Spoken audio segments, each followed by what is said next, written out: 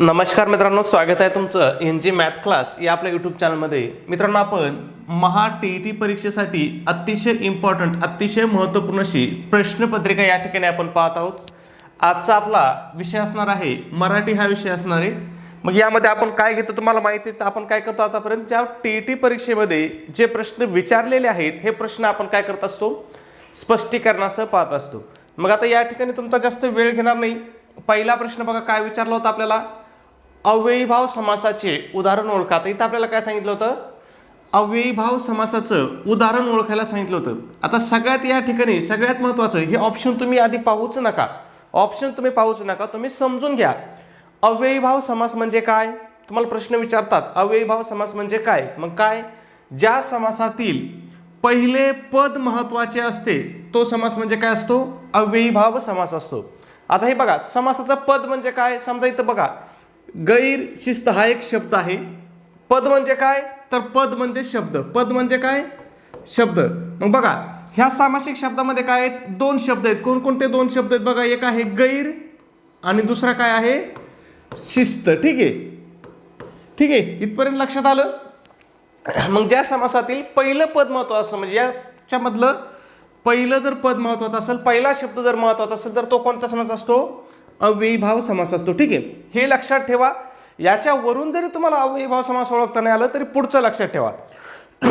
Sorry, बे, दर, बे, गैर, बिन यासारखे फारसी उपसर्ग लागून येणारे सामासिक शब्द हे काय असतात, अव्ययीभाव समासाचे उदाहरण असतात. आता तुम्हाला प्रश्न, आपण ऑप्शन बघू. हे एवढं वाक्य लक्षात ठेवा, काय, दर, बे, गैर, बिन यासारखे जे फारसी उपसर्ग आहेत हे लागून येणारं वाक्य काय असतं किंवा शब्द काय असतो, तो अव्ययीभाव समासाचं उदाहरण असतं. मग बघा, गैर शिस्त बघा, हाय का गैर, बघा गैर शिस्त, गैर उपसर्ग लागला की नाही.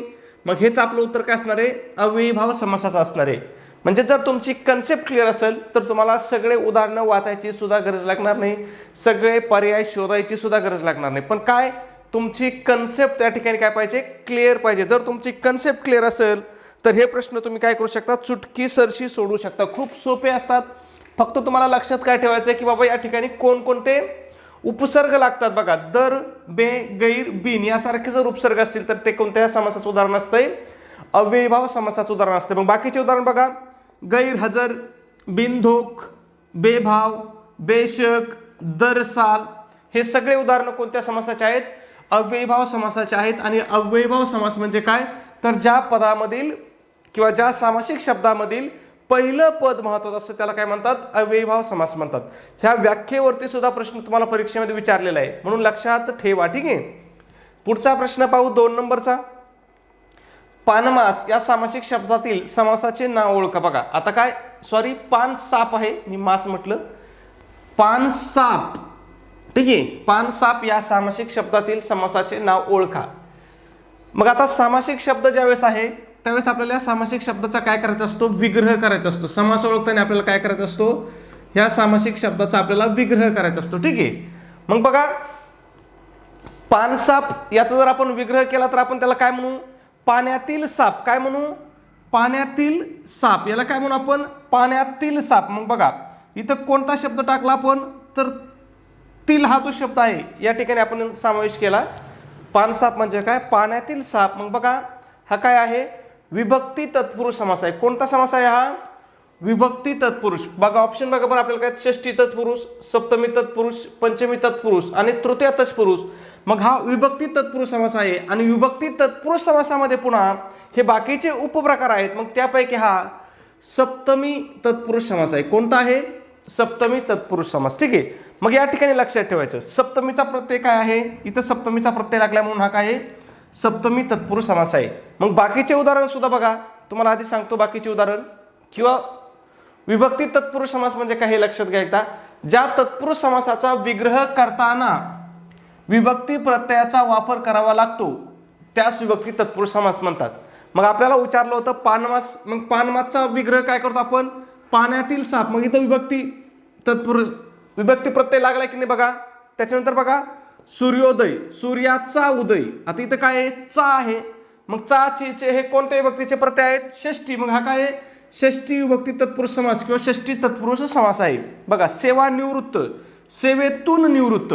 ऊन हुन हे काय, हे कोणते प्रत्यय आहेत, कोणत्या समासाचे, पंचमीचे आहेत, म्हणून हा काय पंचमी तत्पुरुष समास.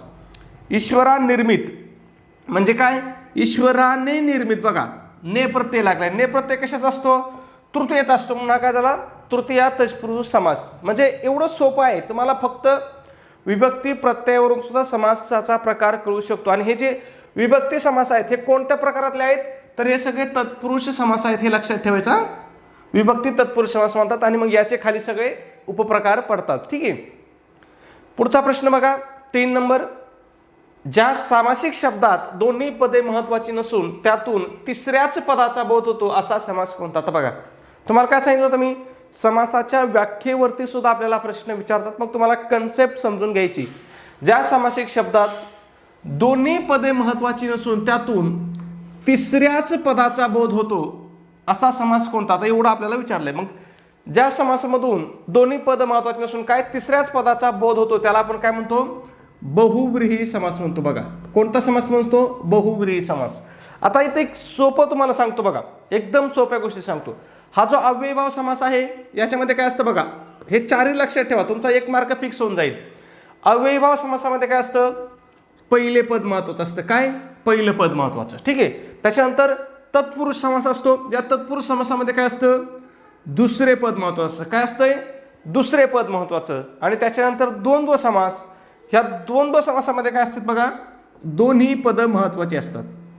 काय असतात, दोन्ही पद महत्वाची. आणि चौथा आपला राहिला बहुव्रीही समास. तर या बहुव्रीही समासामध्ये काय असतं, दोन्ही पद महत्वाची नसून तिसरंच पद महत्वाचं असतं किंवा त्याच्यापासून तिसऱ्याच पदाचा आपल्याला बोध होतो.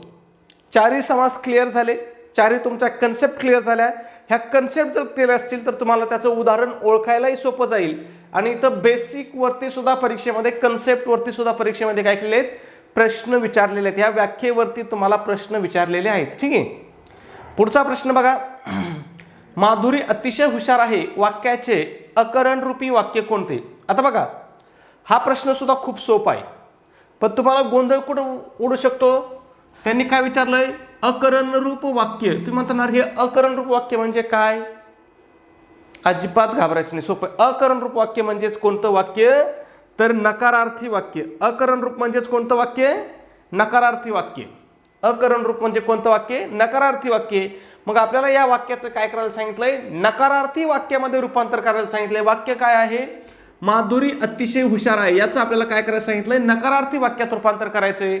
मग तुम्हाला माहिती आहे नकारार्थी वाक्यामध्ये रूपांतर करताना आपल्याला काय वाक्याचा अर्थ अजिबात बदलून द्यायचा नाही. मग बघूया, माधुरी हुशार नाही. आता बघा इथं हुशार आहे म्हणतंय, इथं नाही म्हणतंय, मग वाक्याचा अर्थ बदलला, पर्याय कट होईल. माधुरी अजिबात मठ्ठ नाही, माधुरी अजिबात मठ्ठ नाही, माधुरी मठ्ठ नाही म्हणजे माधुरी कशी आहे, हुशार आहे. मग हेच आपलं वाक्य असणार आहे. वाक्यामध्ये नकार आला का, नकार आला म्हणजे हे वाक्य नकारार्थी पण आहे, वाक्याचा अर्थ पण बदलला नाही. मग आपलं पर्याय क्रमांक 3 आपलं काय असणार, या ठिकाणी उत्तर असणार आहे. ठीक आहे. पुढचा प्रश्न पाहू. त्याच्या अगोदर एक छोटीशी पण अतिशय महत्त्वाची अशी सूचना. मित्रांनो, आपण महा टीईटी परीक्षेसाठी अतिशय महत्त्वाची, अतिशय इम्पॉर्टंट अशी टेस्ट सिरीज या ठिकाणी सुरू केलेली आहे. आपल्या टेस्ट सिरीजचं वैशिष्ट्य आहे की या ठिकाणी आपली टेस्ट सिरीज संपूर्ण अभ्यासक्रमावर आधारित अशी आपली टेस्ट सिरीज असणार आहे. या टेस्ट सिरीजमध्ये तुम्हाला काय काय भेटेल मित्रांनो, तर यामध्ये तुम्हाला 10 टेस्ट पेपर भेटतील. त्याचबरोबर आतापर्यंत झालेल्या टीईटीच्या सर्व प्रश्नपत्रिका तुम्हाला या ठिकाणी प्रोव्हाइड केल्या जातील. ह्या सर्व प्रश्नपत्रिका कशा राहतील, तुम्हाला उत्तर सूची सहित तुम्हाला पाठवल्या जातील. ठीक आहे. म्हणजे तुम्हाला प्रश्नाची उत्तरं शोधण्यासाठी सुद्धा जास्त काही टेन्शन घेण्याची गरज नाही. त्याचबरोबर याच्यावरतीच आपण फ्रीमध्ये अतिशय IMP अशा नोट्स सुद्धा तुम्हाला प्रोव्हाइड करतोय. मग यामध्ये कोणकोणते विषय असतील, तुमची मराठी असेल, हिंदी असेल, गणित बुद्धिमत्ता असेल, इतिहास असेल, भूगोल असेल, मानसशास्त्र असेल, ह्या सगळ्या विषयाच्या अतिशय IMP अशा नोट्स तुम्हाला या ठिकाणी प्रोव्हाइड केल्या जातील. त्याचबरोबर सगळ्यात महत्त्वाचं, सगळ्यात इम्पॉर्टंट, तुम्हाला इयत्ता 4थी ते 8वीचे जे नोट्स आहेत, म्हणजे 4थी ते 8वीचे जे क्रमिक पुस्तकं आहेत, त्या क्रमिक पुस्तकाच्या नोट्स तुम्हाला दिल्या जातील. मग त्यामध्ये इतिहास असेल, भूगोल असेल, राज्यशास्त्र असेल, विज्ञान असेल, हे सुद्धा अतिशय IMP नोट्स असणार आहेत. म्हणजे तुम्ही TET परीक्षेसाठी या नोट्सचा जर अभ्यास केला तर तुम्ही परीक्षेमध्ये सहज 100 पेक्षा जास्त मार्क तुम्ही या ठिकाणी घेऊ शकता. आपल्याला पास व्हायला किती लागतात? ओपनला 90 लागतात, बाकीच्यांना किती लागतात? 83 लागतात. आणि तुम्ही एवढ्या मटेरियलचा जर अभ्यास केला तर तुम्ही सहज 100 पेक्षा जास्त मार्क या ठिकाणी परीक्षेमध्ये घेऊ शकता. मग ह्या सगळ्या मटेरियलची किंमत किती आहे? तर फक्त 200 रुपये किंमत आहे. त्याच्यामध्ये सुद्धा विद्यार्थ्याच्या मागणीनुसार आपली ऑफर चालू आहे. जर तुम्ही ऑफरनुसार जर आज आपली टेस्ट सिरीज घेतली तर ही तुम्हाला फक्त आणि फक्त काय होणार आहे? 139 रुपयाला तुम्हाला ही टेस्ट सिरीज पडणार आहे. मग हे 139 रुपये तुम्हाला कुठं पे करायचे आहेत? तर तुमच्याकडे गुगल पे असेल, फोनपे असेल, त्या ठिकाणी आपला गुगल पे फोनपेचा नंबर आहे बघा, 96 89 14 16 30. पुन्हा एकदा सांगतो, 96 89 14 16 30 हा आपला गुगल पे फोनपे नंबर आहे. या नंबरवरती तुम्हाला काय करायचं? 139 रुपये पाठवायचे आहेत आणि तुम्ही जे पैसे पाठवले त्याचा एक स्क्रीनशॉट काढायचा आणि तो स्क्रीनशॉट काय करायचा आहे? मला माझ्या या व्हॉट्सॲप नंबरवरतीच पाठवायचा. व्हॉट्सॲप नंबर कोणता आहे आपला? तर हाच आपला व्हॉट्सॲप नंबर आहे, 96 89 14 16 30. हाच आपला काय आहे मित्रांनो? व्हॉट्सॲप नंबर आहे. त्याचबरोबर बऱ्याच लोकांना गुगल पे फोनपेवरती नंबर टाकण्यात काय होते? अडचण येते. तर अशांनी जर मला व्हॉट्सॲपला मेसेज केला तर तुम्हाला त्या ठिकाणी गुगल पे फोनपेचं स्कॅनर सुद्धा या ठिकाणी तुम्हाला दिलं जाईल. म्हणजे स्कॅनरवर पैसे पाठवणं काय असतंय? सोपं असतंय आणि सुरक्षित सुद्धा असते. ठीक आहे, आणि जलद पण असते. मग तुम्ही जर व्हॉट्सॲपला मेसेज केला तर तुम्हाला त्या ठिकाणी स्कॅनर सुद्धा टाकण्यात येईल. तुम्ही त्या स्कॅनरवरती 139 रुपये पे पाठवू शकता आणि मला व्हॉट्सॲपवरती त्याचा स्क्रीनशॉट पाठवू शकता. तुमचा स्क्रीनशॉट मिळाल्याबरोबर 5 मिनिटाच्या आतमध्ये तुम्हाला काय केलं जाईल? संपूर्ण मटेरियल या ठिकाणी प्रोव्हाइड केलं जाईल. आणि हे मटेरियल तुम्हाला कुठं भेटेल? तर तुम्हाला व्हॉट्सॲपवरतीच PDF फाईलच्या स्वरूपामधून हे तुम्हाला मटेरियल प्रोव्हाइड केलं जाईल. ठीक आहे. पुढचा प्रश्न आहे आपला प्रश्न क्रमांक 5. शंकर सावकाराच्या कचाट्यात गवसू नये म्हणून मी त्याला मदत केली. वरील वाक्याचा प्रकार ओळखा. आता काय आपल्याला एक वाक्य दिलंय आणि त्या वाक्याचा प्रकार ओळखायला सांगितलाय. वाक्य काय आहे?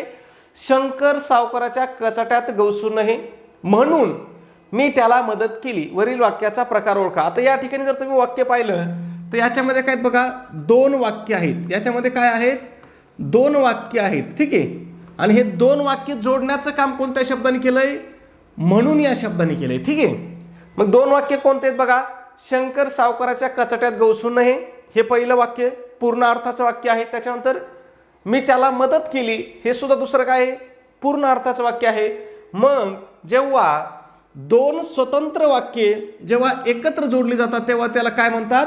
संयुक्त वाक्य म्हणतात. काय म्हणतात? संयुक्त वाक्य. मग कुठे ऑप्शन संयुक्त? बघा या ठिकाणी संयुक्त आहे. ही वाक्य कशाने जोडलेत? म्हणून जोडलेत. मग म्हणून या शब्दाला काय म्हणतात? तर हे काय आहे? उभयान्वयी अव्यय आहे. काय आहे? म्हणून हे उभयान्वयी अव्यय आहे. कोणतं उभयान्वयी अव्यय आहे? तर प्रधानत्व सूचक उभयान्वयी अव्यय आहे. ठीक आहे, लक्षात ठेवायचं. पुढचा प्रश्न 6 नंबर. मलाही त्यांचा प्रेमळ स्वभाव खूप आवडतो. मलाही त्यांचा प्रेमळ स्वभाव खूप आवडतो या वाक्यातील उद्देश भागात एकूण किती शब्द आले आहेत? आता या वाक्याचा जो उद्देश भाग आहे याच्यामध्ये किती शब्द आलेत आपल्याला असं विचारलंय. आता उद्देश भाग म्हणजे कोणता भाग? तर कर्त्याचा भाग किंवा कर्ता आणि कर्त्याच्या साठी आलेले पूरक शब्द किंवा कर्त्याचे विशेषण. उद्देश भागामध्ये काय काय येतं? कर्ता येतो आणि त्या कर्त्यासाठी लागलेले विशेषण येतात. त्याला आपण काय म्हणतो? उद्देश विभाग म्हणतो किंवा उद्देश भाग म्हणतो. मग इथं बघा कर्ता शोधायचा आपल्याला. क्रियापद काय आहे? आवडतो. आवडणारा कोण आहे? आवडणारा कोण आहे? आवडणारा स्वभाव आहे. कोण आहे? स्वभाव आहे. पण तो स्वभाव कसा आहे किंवा कोणाचा आहे बघा? त्यांचा आणि प्रेमळ. काय आहे? त्यांचा प्रेमळ स्वभाव.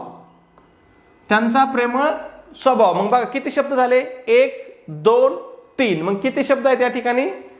3 शब्द आहेत. म्हणजे पर्याय क्रमांक 3 हे आपलं बघा. 3 शब्द कुठे आहे? पर्याय क्रमांक 2 मध्ये आहे. लक्षात ठेवा. म्हणजे आपलं उत्तर काय असणार आहे? पर्याय क्रमांक 2 हे आपल्याला गोल करायचंय. बऱ्याच वेळेस असं सुद्धा परीक्षेमध्ये होतं. आपल्याला इथं 3 शब्द दिसले मग आपण परीक्षेमध्ये काय करतो? 3 नंबरचं गोल करतो. मग आपलं उत्तर चुकतं. कारण तिथं काय दिले? त्यांनी 2 दिले आणि पर्याय क्रमांक 2 ला त्यांनी 3 दिले. हा सुद्धा बारीक फरक लक्षात घ्या मित्रांनो. पेपर सोडवताना अतिशय काळजीपूर्वक पेपर सोडा.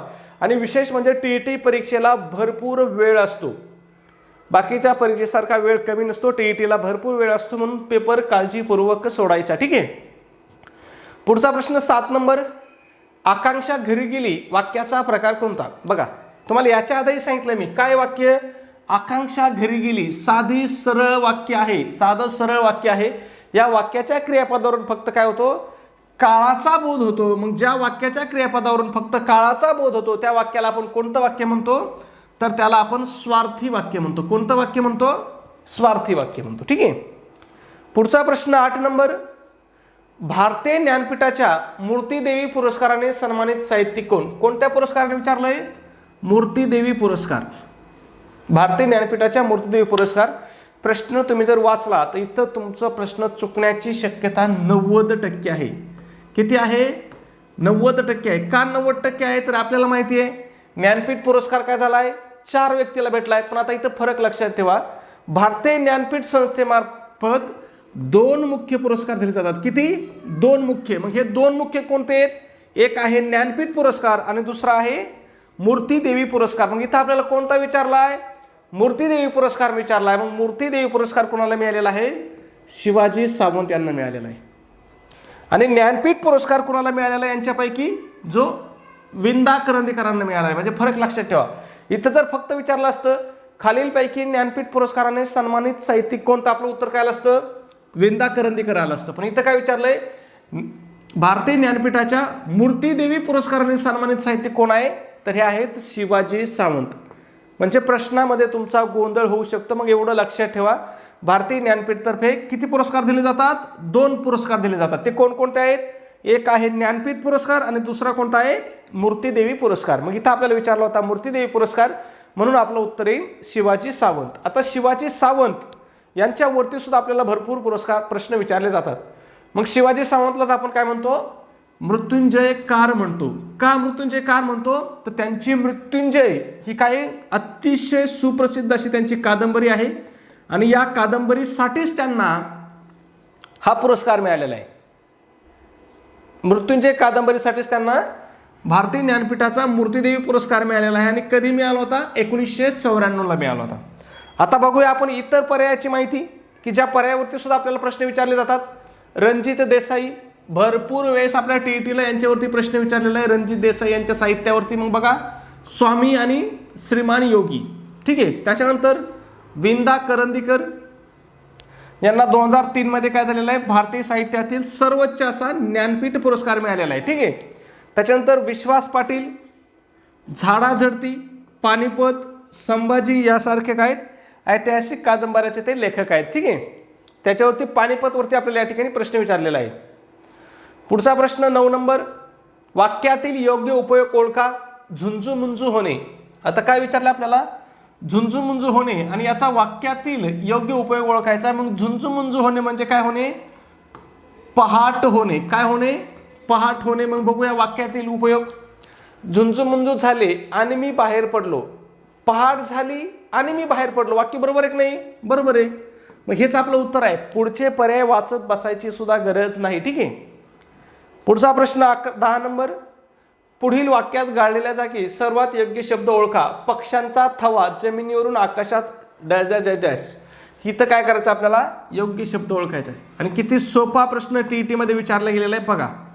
मुद्दाम सांगतोय मी तुम्हाला, मुद्दाम प्रश्न घेतलेत मी, कारण टीईटी परीक्षेमध्ये जवळपास तुमचे मराठीचे 70% प्रश्न काय असतात, सोपे असतात.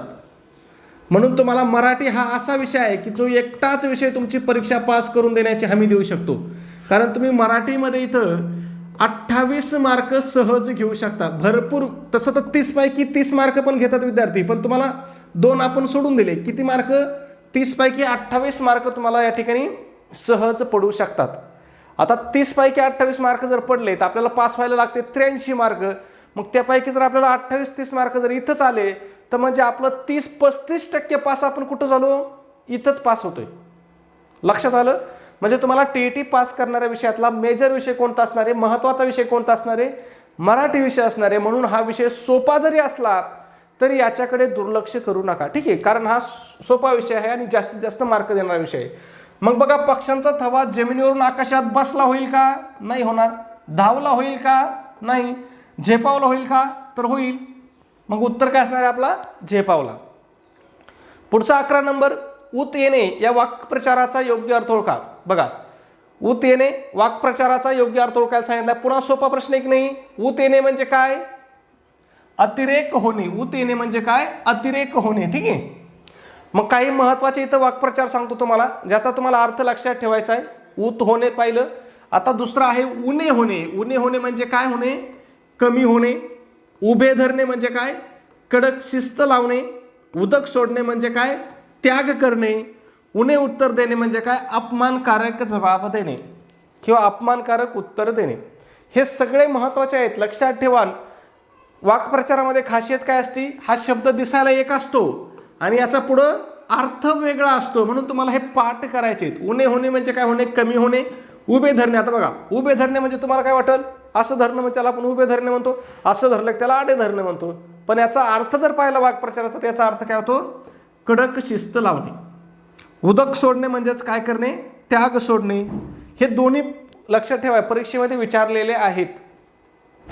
पुढचा 12 नंबर, निर्दोष या शब्दाचा समानार्थी नसलेला शब्द ओळखा. बघा काय सांगितलंय, समानार्थी नसलेला शब्द ओळखायला सांगितलंय. बऱ्याच वेळेस इथं काय होतं, आपण डायरेक्ट समानार्थी शब्द, आपल्याला वाटतं समानार्थी शब्द दिसतो, मग आपल्याला काय वाटतं बाबा इथं समानार्थी शब्दच विचारला आहे, आपण लिहून टाकतो उत्तर निर्दोष दोषरहित म्हणजेच निर्दोष, मग आपलं उत्तर चुकतं. त्यांनी काय विचारलंय, समानार्थी नसलेला, मग निर्दोष, दोषरहित, दोषहीन, निर्मळ आणि दोषवान. मग इथं आपलं उत्तर काय येईल, दोषवान हे उत्तर असेल. कारण दोषवान हे उत्तर काय आहे, निर्दोष या शब्दाच्या विरुद्धार्थी शब्द आहे. ठीक आहे. हे बाकीचे शब्द काय आहेत, निर्दोष म्हणजेच काय, दोषरहित, दोषहीन आणि निर्मळ हे काय झाले, समानार्थी शब्द झाले. ठीक आहे. पुढचा 13 नंबर, विनम्र या शब्दाचा समानार्थी शब्द. आता इथं मात्र आपल्याला काय समानार्थी शब्द ओळखायला सांगितलाय. मग बघूया, अबोल, लीन, लाजरा, गर्विष्ठ. तर याचं योग्य उत्तर काय येईल, लीन. मग लक्षात ठेवायचं, विनम्रचे समानार्थी शब्द काय आहेत, लीन आहे, विनीत आहे, विनयी आहे, विनयशील आहे. त्याच्यानंतर गर्विष्ठचे काय आहेत बघा, अभिमानी, प्रौढी, अहंकारी.